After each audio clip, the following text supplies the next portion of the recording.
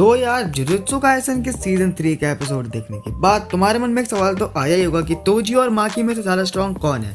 तो चलो आओ उसी का पता लगाते हैं। तो अगर हम बात करें तोजी फुशिग्यूरो की, तो हम सबको पता है कि हेवनली रिस्ट्रिक्शन की वजह से उसकी बॉडी पीक पे पहुंच चुकी है। लाइक उसकी स्पीड, स्ट्रेंथ सब कुछ गॉड लेवल पर है।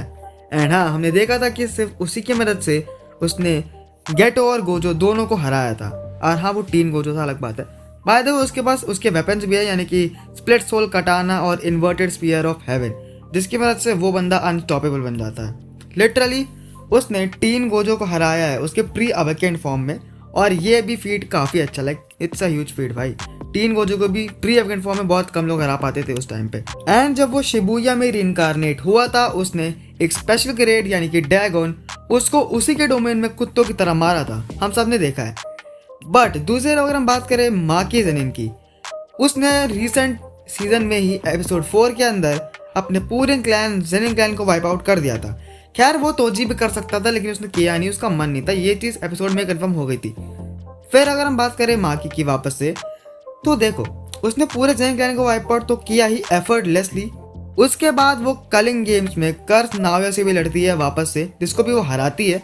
एंड फाइनल बैटल के टाइम पर माकी ने ओजी सुकुना यानी कि हाइन एरा सुकुना से 1v1 किया था काफ़ी अच्छे टाइम के लिए, और उसका एक ब्लैक फ्लैश भी सर्वाइव किया था।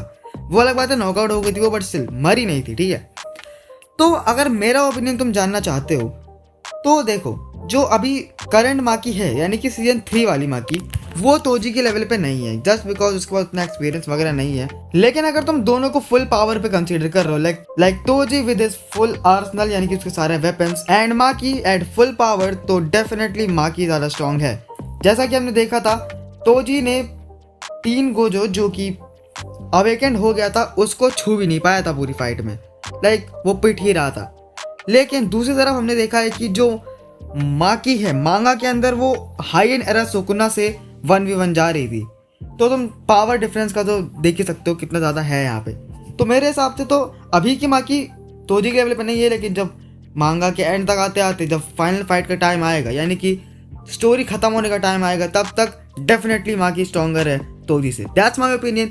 अपना कमेंट्स में जरूर बताना। मिलता हूँ अगली वीडियो में, तब तक के लिए गुड बाय।